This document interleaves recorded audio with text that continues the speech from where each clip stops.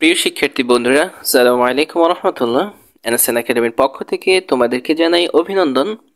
আজকে আমরা দেখব তোমাদের বিজ্ঞান বইয়ের পৃষ্ঠা নং 22।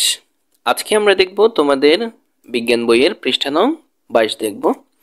তো পৃষ্ঠা নং 22-এর হচ্ছে যে দুইটা চক আছে। প্রথমত এই যে একটা চক আমরা দেখতে পাচ্ছি, এরপরে এখানে আরেকটি চক আছে। এই দুইটা চকের আজকে সমাধান করব আমরা। তো এই দুইটা চক প্রথমত আমরা পড়ব, বুঝবো, আর তারপরে হচ্ছে যে আমরা এগুলোর সমাধান দেখব, সমাধান করব ইনশাআল্লাহ। তো পৃষ্ঠা নং 22-এর মধ্যে প্রথম যে চকটি আছে সেটি এখন আমরা পড়ব। আমরা এখানে দেখতে পাচ্ছি যে প্রথমত এখানে বলা আছে যে সত্যিকারের বিজ্ঞানীদের মধ্যে কোন কোন বৈশিষ্ট্য দেখা যায়। এটি একটি প্রশ্ন, আর এটির সাথে সাথে আরেকটি প্রশ্ন আছে, চাইলেই কি যে কেউ বিজ্ঞানী হতে পারে। এই দুইটা প্রশ্ন এখানে একটি কলামের মধ্যে দুইটি প্রশ্নের আনসার করতে হবে আমাদেরকে। এটি হচ্ছে যে প্রথম। আর এরপরে যেটি আছে সেটি হচ্ছে যে বৈজ্ঞানিক গবেষণা করতে কি সবসময় অনেক আধুনিক ল্যাবরেটরি বা হচ্ছে যে যন্ত্রপাতি প্রয়োজন হয়। এই দুইটা হচ্ছে যে কলাম আমাদেরকে প্রথমত সমাধান করতে হবে। এরপরে আমাদের যে দ্বিতীয় চকটি আছে সেখানে বলা হয়েছে স্যার আইজাক নিউটন ও হরিপদ কাপালির বৈজ্ঞানিক গবেষণার প্রক্রিয়ার মধ্যে মিল কি কি। এই চকটিও আমাদেরকে সমাধান করতে হবে। আমরা এখন যদি আমাদের আনসার সেকশনে চলে যাই, এই যে আমাদের প্রথম চকটির আনসার আমরা এখানে রেডি করেছি অলরেডি। তো এখানে বলা হয়েছে যে সত্যিকারের বিজ্ঞানীদের মধ্যে কোন কোন বৈশিষ্ট্য দেখা যায়। এটা প্রথমত আমরা সলভ করব। এই যে আমরা এটা অলরেডি সমাধান করে রেখেছি। তো এখানে বলা হয়েছে যে সত্যিকারের বিজ্ঞানীদের মধ্যে কোন কোন বৈশিষ্ট্য দেখা যায়। তাদের মধ্যে এই একটা বৈশিষ্ট্য দেখা যায়, তারা হচ্ছে যে অবিচল থাকে। তারপরে হচ্ছে যে তাদের মনটা অনুসন্ধানী মন। তারপরে হচ্ছে সত্যিকারের বিজ্ঞানীদের মধ্যে আরেকটা বৈশিষ্ট্য দেখা যায়, তারা হচ্ছে সাহসী। তারপরে হচ্ছে তারা পরিশ্রমীও হয়, প্রচুর পরিমাণ তারা পরিশ্রম করে তাদের গবেষণার জন্য। এরপরে হচ্ছে যে তাদের একটা বিশেষ গুণ যেটি আছে সেটি হচ্ছে যে স্বার্থপর হয় না তারা। এটি হচ্ছে যে আমাদের প্রথম প্রশ্নের আনসার। এরপরে যদি আমরা দ্বিতীয় প্রশ্নের আনসারটি দেখি, আমরা এখানে দেখতে পাবো যে চাইলেই কি যে কেউ বিজ্ঞানী হতে পারে। আচ্ছা, এটির সমাধানটি হচ্ছে যে চাইলেই যে কেউ বিজ্ঞানী হতে পারে। হ্যাঁ, যদি তার বৈজ্ঞানিক মন থাকে তাহলেই কিন্তু চাইলে সে যে কেউ কিন্তু বিজ্ঞানী হতে পারবে। এটি হচ্ছে যে আমাদের প্রথম কলামের দুইটি প্রশ্নের আনসার। এরপরে হচ্ছে যে দ্বিতীয় কলামের মধ্যে প্রথম চকের দ্বিতীয় কলামে যে প্রশ্নটি আছে, বৈজ্ঞানিক গবেষণা করতে কি সবসময় অনেক আধুনিক ল্যাবরেটরি বা হচ্ছে যে যন্ত্রপাতি প্রয়োজন হয়। আচ্ছা, এটির উত্তরটি হচ্ছে যে বৈজ্ঞানিক গবেষণা করতে সবসময়ই আধুনিক ল্যাবরেটরি বা যন্ত্রপাতির প্রয়োজন হয় না। বৈজ্ঞানিক মন থাকলে একজন সাধারণ মানুষও বিজ্ঞানে অবদান রাখতে পারে। এটি হচ্ছে যে আমাদের প্রথম চকের দ্বিতীয় কলামের আনসারটি। তা আশা করছি তোমরা প্রথম চকটির সমাধান অলরেডি বুঝতে পেরেছো। আচ্ছা, এরপরে আমরা যাব আমাদের দ্বিতীয় চকে যে প্রশ্নটি, স্যার আইজাক নিউটন ও হরিপদ কাপালির বৈজ্ঞানিক গবেষণার প্রক্রিয়ার মধ্যে মিল কি কি।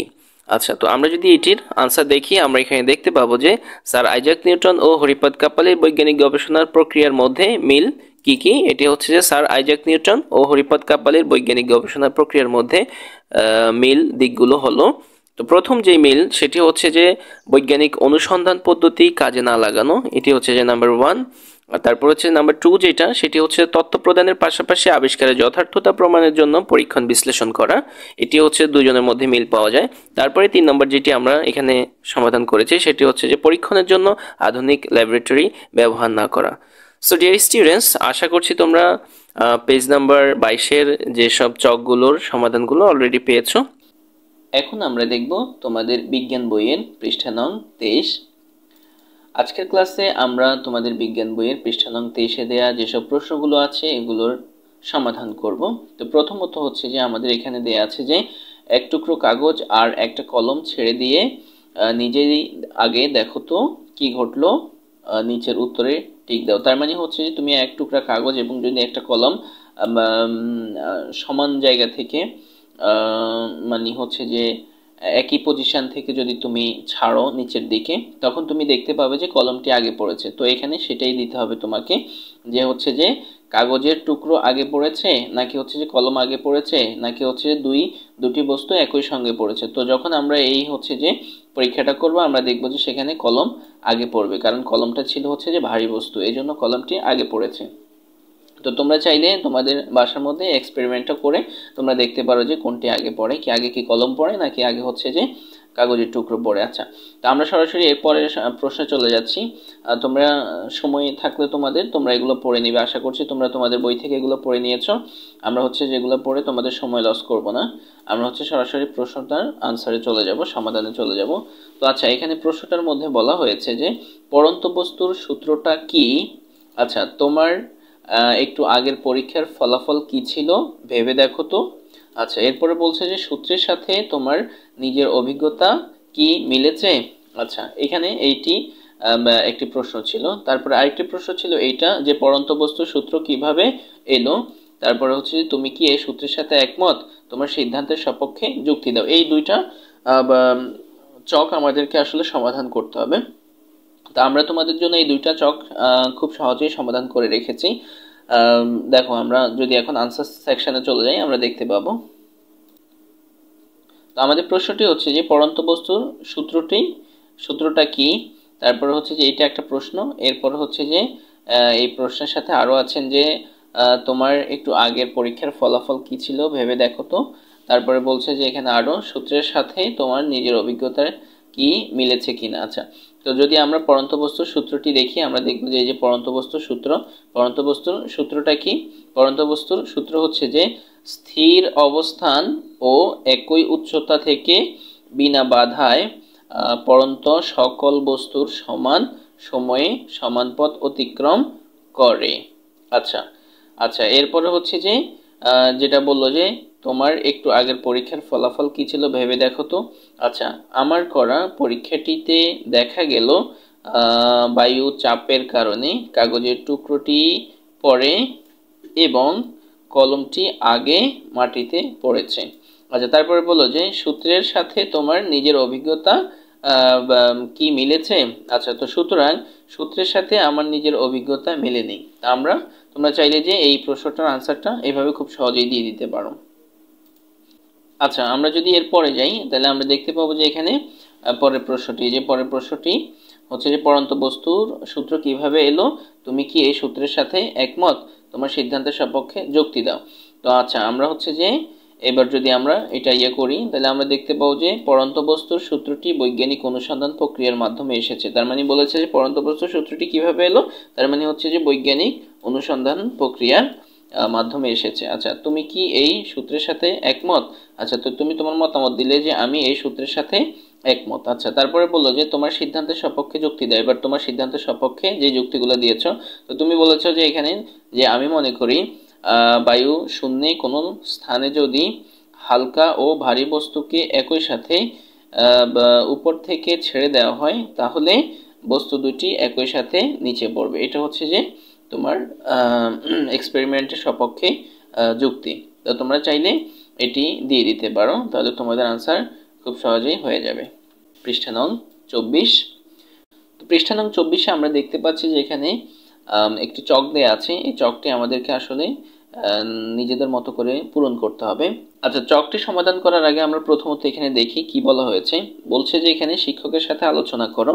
আচ্ছা, এবার আবার হরিপদ কাপালির আবিষ্কারের ঘটনাটা পড়ে দেখো তো তিনি তার নতুন জাতের ধান আবিষ্কার করতে গিয়ে এই ধাপগুলো কিভাবে অনুসরণ করেছেন। আচ্ছা, নিচের বৈজ্ঞানিক অনুসন্ধানের ধাপগুলো দেওয়া আছে। কোন ধাপে বিজ্ঞানী হরিপদ কাপালি কি করেছেন তা নিয়ে সহপাঠীর সাথে আলোচনা করে তোমার মতামত পাশের খালি জায়গায় লেখো। এই যে এই খালি জায়গাগুলোতে তোমার মতামতটা দিতে হবে। আচ্ছা, তো আমরা প্রথমত দেখি যে এখানে কি বলা হয়েছে। এখানে প্রথমে দেওয়া হয়েছে বৈজ্ঞানিক অনুসন্ধানের ধাপসমূহ। প্রথমত এখানে দেওয়া হয়েছে এই যে বৈজ্ঞানিক অনুসন্ধানের ধাপসমূহ দেওয়া হয়েছে।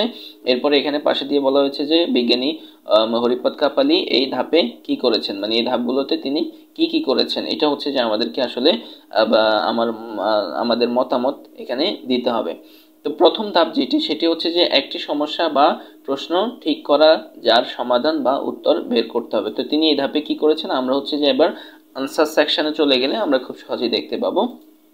এই যে, তো এখানে প্রথমত তিনি যেটি করেছেন যে একটি সমস্যা বা হচ্ছে যে প্রশ্ন ঠিক করা, যার সমাধান বা হচ্ছে উত্তর বের করতে হবে। এক্ষেত্রে তিনি করেছেন যে ক্ষেতের একটি জায়গায় ধানের কিছু চারা তুলনামূলক বড় এবং ফলন বেশি কেন, এই কাজটি করেছেন। আচ্ছা, এরপরে হচ্ছে যে এ সম্পর্কে যা কিছু গবেষণা হয়েছে তা জেনে নেওয়া।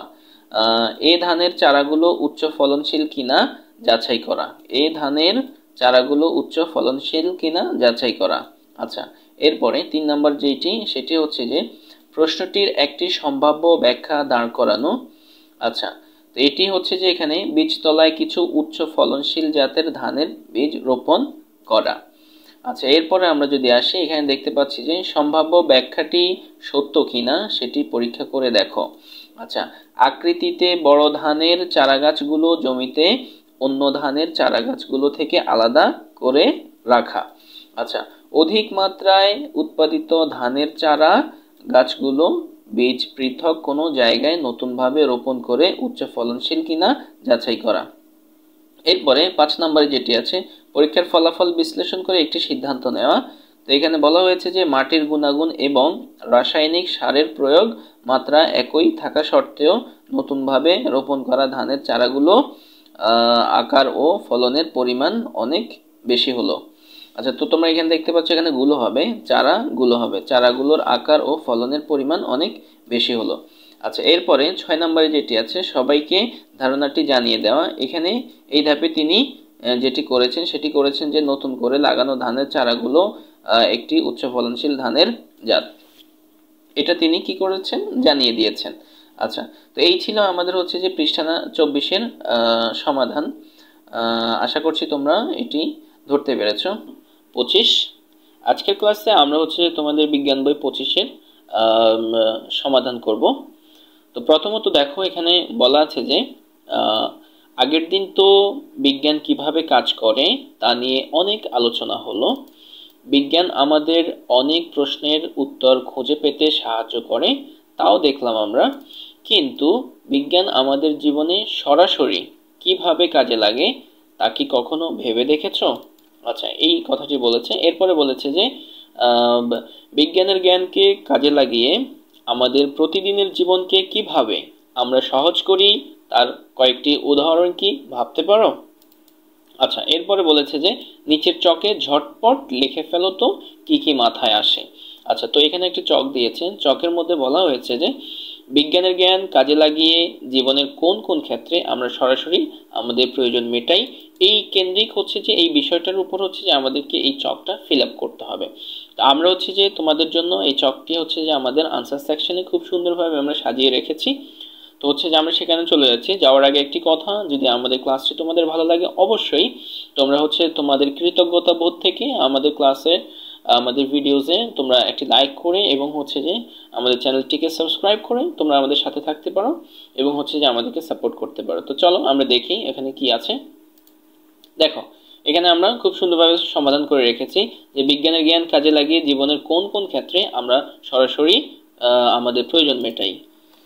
তো প্রথমত হচ্ছে যে তোমরা এটি এভাবে লিখতে পারো যে বিজ্ঞানের জ্ঞান কাজে লাগিয়ে আমাদের দৈনন্দিন জীবনে বাসস্থান, যোগাযোগ, চিকিৎসা, শিক্ষা, কৃষি, বিনোদন প্রভৃতি ক্ষেত্রে আমরা প্রয়োজন মেটাতে পারি। আচ্ছা, তো বাসস্থান কেন্দ্রিক কি কি আমরা হচ্ছে যে এই যে বৈদ্যুতিক বাতি, বৈদ্যুতিক পাখা, রেফ্রিজারেটর, আসবাবপত্র প্রভৃতি প্রযুক্তি ব্যবহার করে আমাদের জীবনযাপন অনেক সহজ করে দিয়েছে, এই পয়েন্টে তোমরা লিখতে পারো। আচ্ছা, এরপরে হচ্ছে যে যোগাযোগের ক্ষেত্রে তোমরা লিখতে পারো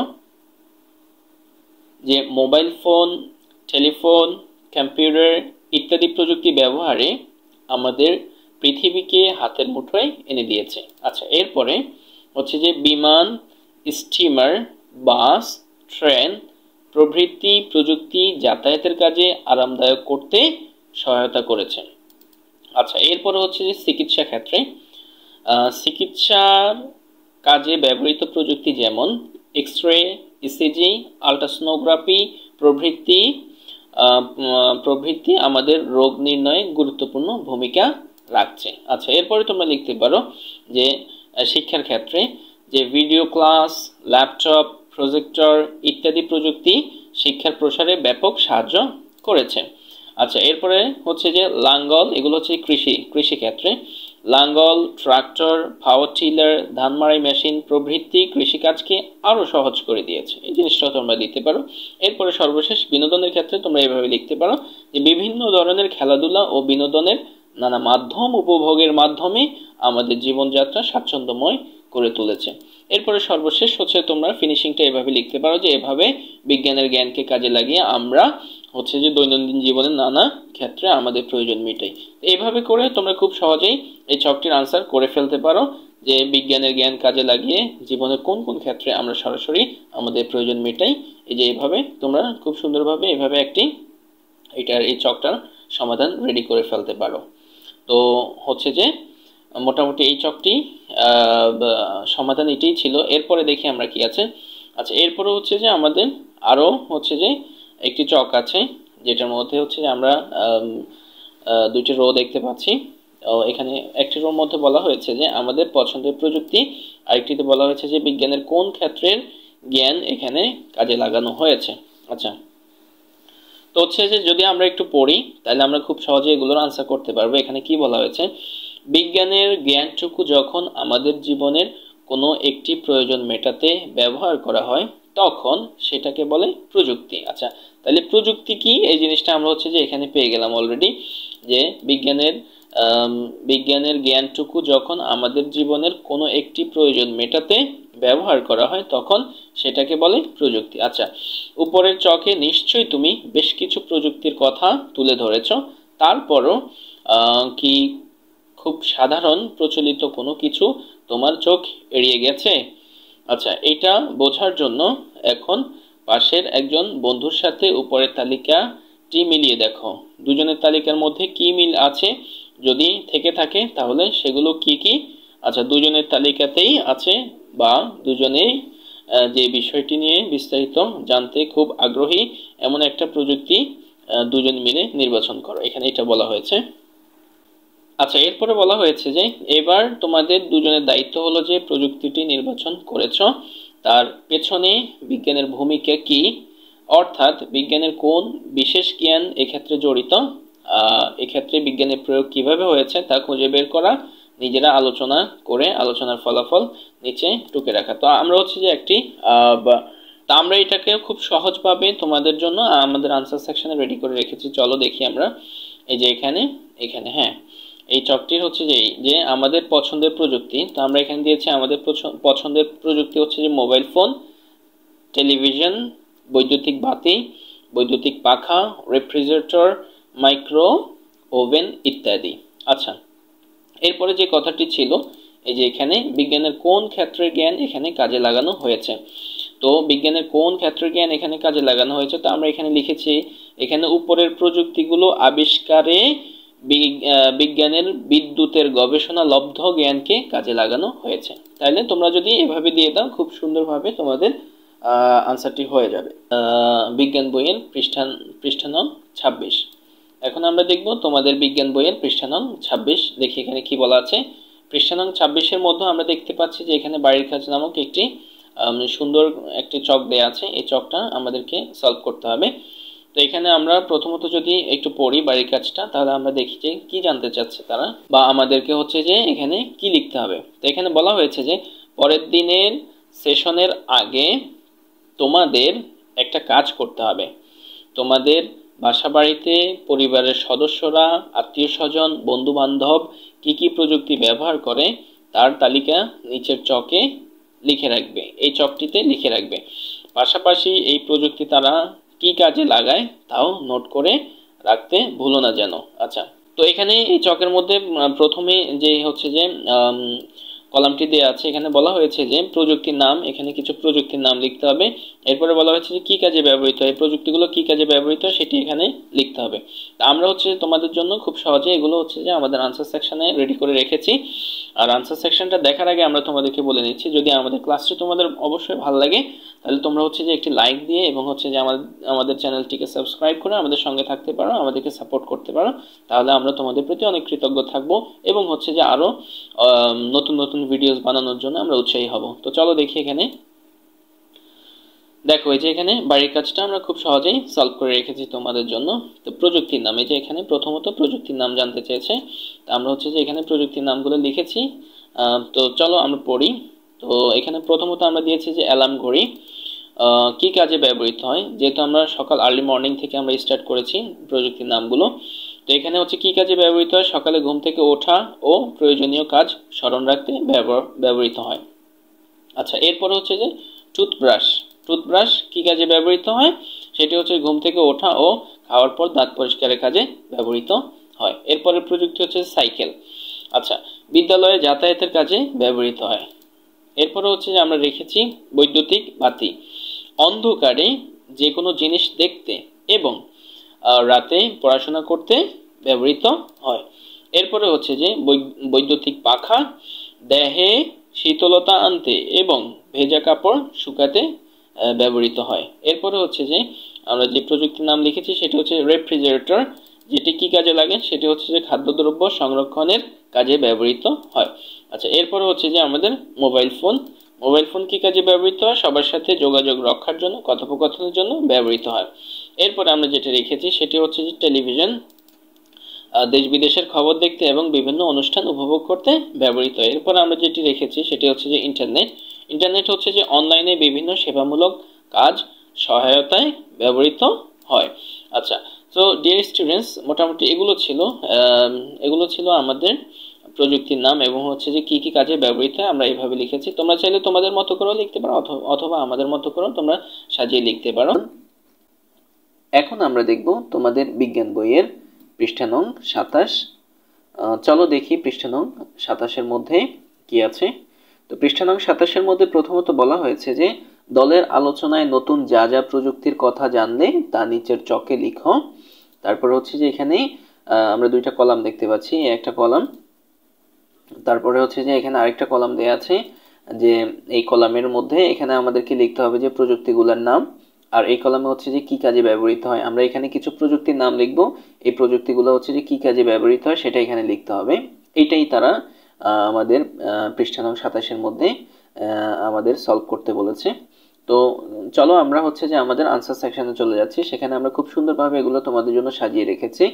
আর আনসার সেকশনে যাওয়ার আগে তোমাদেরকে একটা কথা বলে রাখি, যদি আমাদের ক্লাসগুলো তোমাদের ভালো লাগে অবশ্যই তোমরা হচ্ছে যে একটি লাইক দিয়ে আমাদেরকে সাপোর্ট করতে পারো, এবং হচ্ছে যে পাশাপাশি আমাদের চ্যানেলে সাবস্ক্রাইব করে আমাদের সঙ্গে থাকতে পারো। আচ্ছা, তো চলো আমরা দেখি।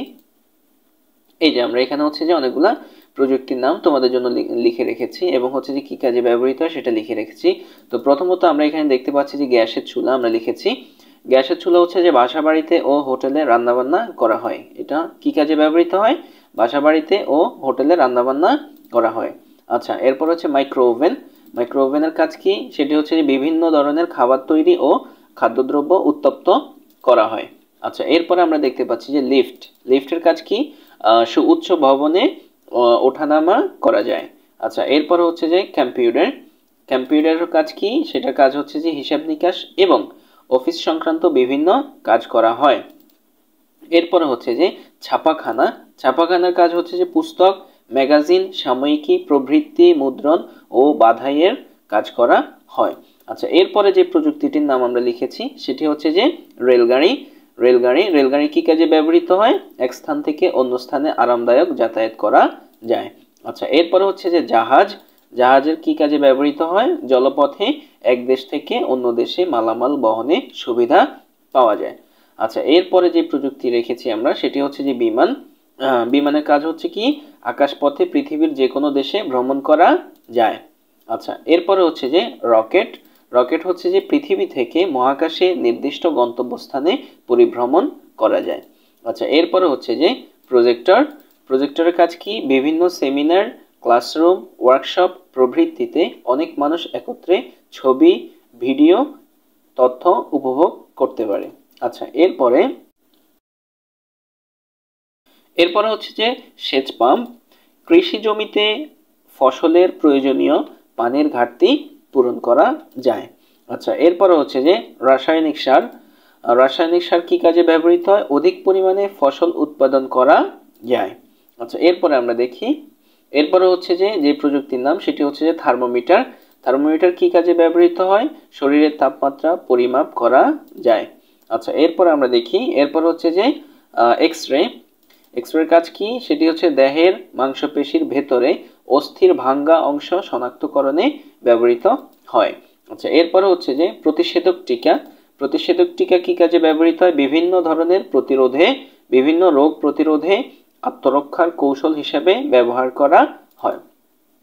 আচ্ছা, এরপরে হচ্ছে যে অণুবীক্ষণ যন্ত্র। অণুবীক্ষণ যন্ত্র কি কাজে ব্যবহৃত হয়? ক্ষুদ্র কোনো বস্তু বড় করে দেখার কাজে ব্যবহৃত হয়। আচ্ছা, এরপরে হচ্ছে যে দূরবীক্ষণ যন্ত্র। দূরবীক্ষণ যন্ত্র হচ্ছে যে নভোমণ্ডলে দূরবর্তী কোনো বস্তুকে স্পষ্ট করে দেখতে ব্যবহার করা হয়। আচ্ছা, এরপরে দেখতে পাচ্ছি যে আমরা ভিডিও ক্যামেরা। ভিডিও ক্যামেরার কাজ কি? সেটি হচ্ছে যে খেলাধুলা ও বিভিন্ন অনুষ্ঠান সম্প্রচারে কাজে লাগে। আচ্ছা, এরপর আমরা দেখতে পাচ্ছি যে বাষ্পীয় ইঞ্জিন। বাষ্পীয় ইঞ্জিনের কাজ কি? কলকারখানা ও হচ্ছে যে রেলগাড়ি ও জাহাজ চালাতে ব্যবহার করা হয়। আচ্ছা, এরপরে হচ্ছে যে সর্বশেষ সেটি হচ্ছে যে ট্যাঙ্ক। ট্যাঙ্কের কাজ কি? ট্যাঙ্ক হচ্ছে যে যুদ্ধক্ষেত্রে শত্রুপক্ষের আক্রমণ প্রতিরোধে সৈনিকেরা ব্যবহার করে। আচ্ছা, তার মানে হচ্ছে যে আমরা অলরেডি দেখতে পেয়েছি যে কিছু প্রযুক্তির নাম অলরেডি আমরা দেখেছি এবং হচ্ছে যে কি কাজে ব্যবহৃত হয় সেগুলো আমরা দেখেছি। তো হচ্ছে যে আমরা ভিডিওটা এখানে একটু থামাচ্ছি, যেন তোমরা হচ্ছে যে এটাকে পজ করে তোমরা তোমাদের নোট খাতার মধ্যে তুলে নিতে পারো।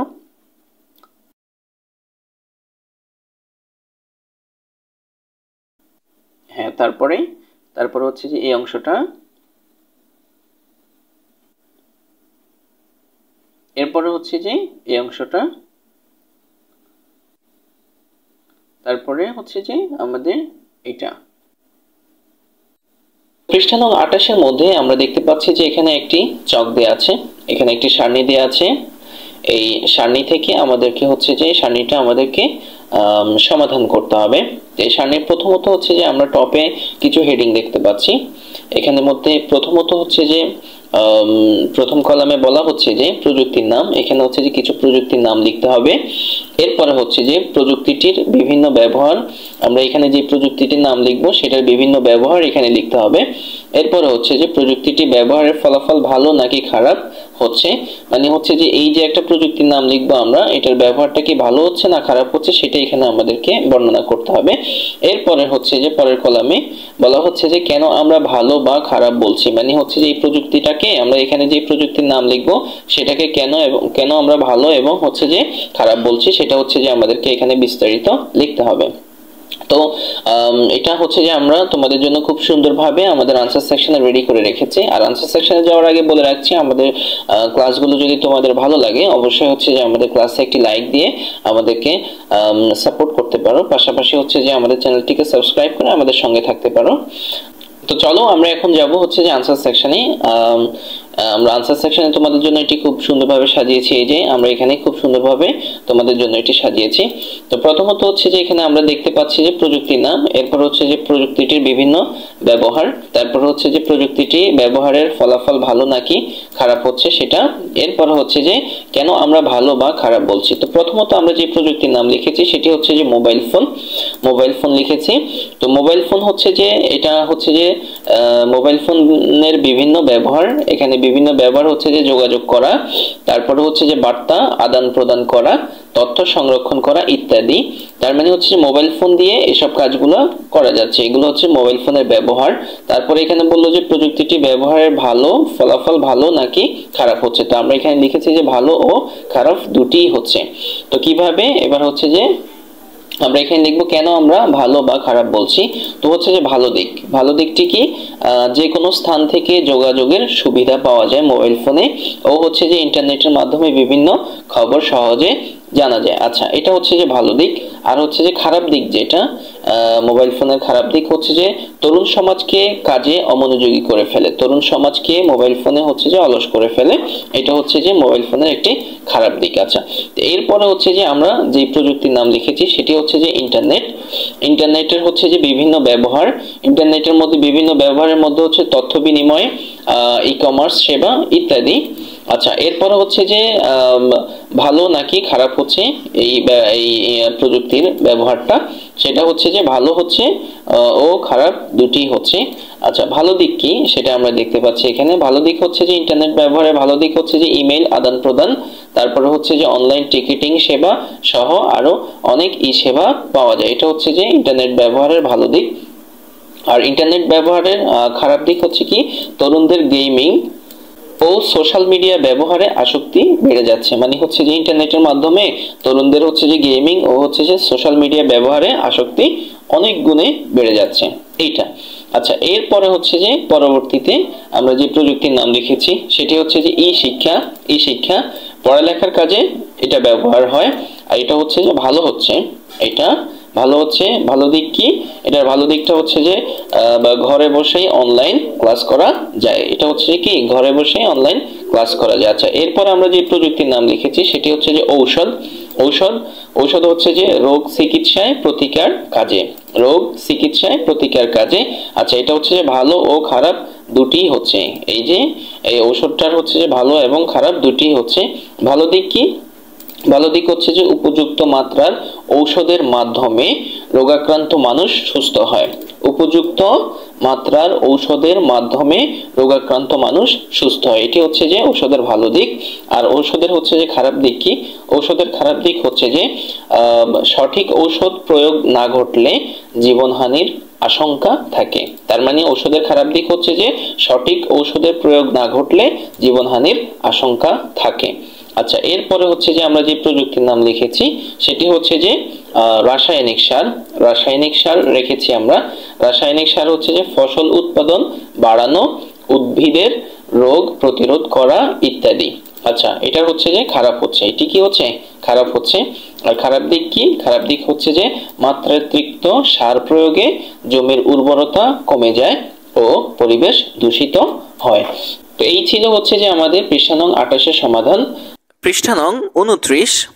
এখন আমরা দেখব তোমাদের বিজ্ঞান বইয়ের পৃষ্ঠা নং 29। তো চলো দেখি পৃষ্ঠা নং 29-এর মধ্যে কি আছে। তো আমরা এখানে দেখতে পাচ্ছি যে এখানে বলা আছে যে পঞ্চম সেশন। তো এখানে প্রথমত হচ্ছে যেটি বলা আছে সেটি হচ্ছে যে আগের সেশনের পরে নিশ্চয়ই তোমরা যার যার বাসায় বসে প্রযুক্তির নানা ধরনের ব্যবহার এবং সেক্ষেত্রে আমাদের কার কি করার আছে তা নিয়ে অনেক চিন্তা করেছো। আচ্ছা, এখন দলের বাকিদের সাথে আলাপ করে দেখো বাকিরা কি ভেবেছে। আচ্ছা, এরপরে বলা হচ্ছে যে এখানে যে প্রযুক্তির সঠিক ব্যবহার শুধু নিজে করলেই তো হবে না, অন্যদেরকেও সচেতন করতে হবে। আচ্ছা, সেটা কিভাবে করা যায় তা নিয়ে দলে আলোচনা করে অনেক ভালো ভালো আইডিয়া পেয়ে গেছো নিশ্চয়ই। আচ্ছা, এরপরে বলা হচ্ছে যে তোমাদের দলীয় আলোচনার উপর ভিত্তি করে আইডিয়াগুলো নিচে টুকে ফেলো বরং।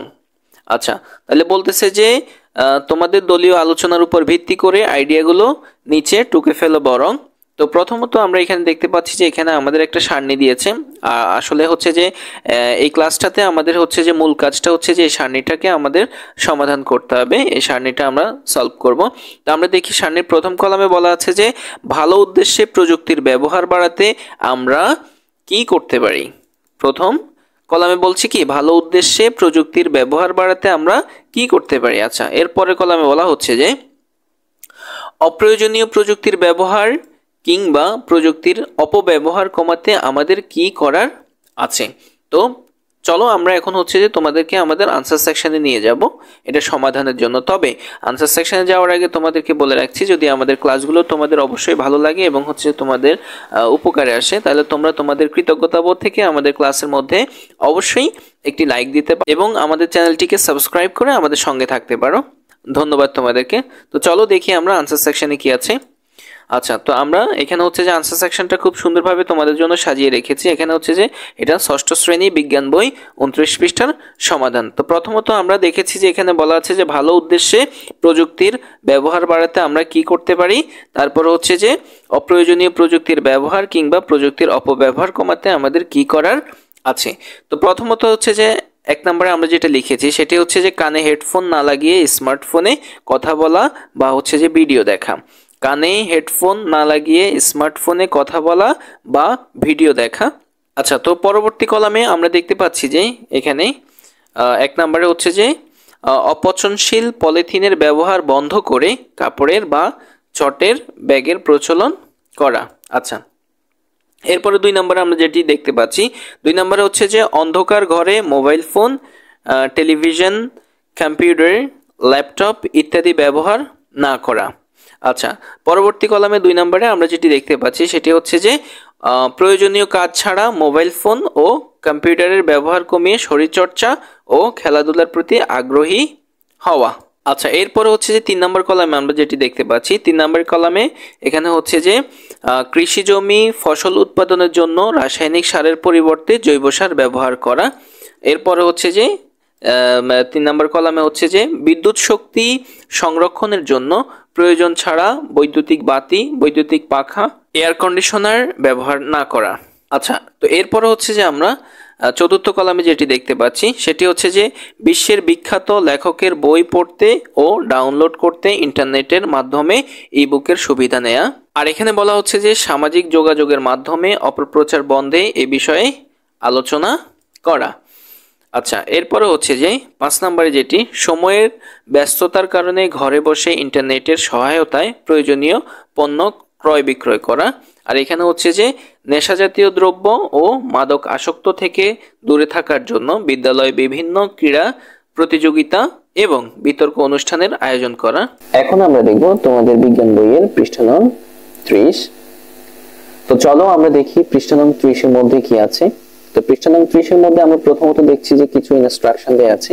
তো এখানে কথাটা হচ্ছে যে আংশিক, সেই জন্য হচ্ছে যে আমরা এখান থেকে পড়ার চেষ্টা করব 29 পেজের একদম শেষ থেকে। তো 29 পৃষ্ঠার শেষে এখানে বলা হচ্ছে যে তোমরা দেখতে পাচ্ছ এখানে বলা হচ্ছে যে তোমাদের ক্লাসের সবাই তো এখন প্রযুক্তির ব্যবহার নিয়ে অনেক সচেতন, কিন্তু তোমাদের স্কুলের অন্যান্য শ্রেণীর শিক্ষার্থীরা হয়তো অনেকেই এই বিষয়গুলো জানে না বা কখনো খেয়ালই করেনি। আচ্ছা, এই বিষয়ে তোমরা কি কিছু করতে পারো, এটা প্রশ্ন করেছে। এরপরে বললো যে ক্লাসে সবাই আলোচনা করে দেখো, চাইলে কার্টুন বা হচ্ছে যে পোস্টার প্রদর্শনী, একটা সেমিনার বা আলোচনা অনুষ্ঠান ইত্যাদির আয়োজনও করা যায়। আচ্ছা, শিক্ষক সহ সবাই মিলে আলোচনা করে সিদ্ধান্ত নাও।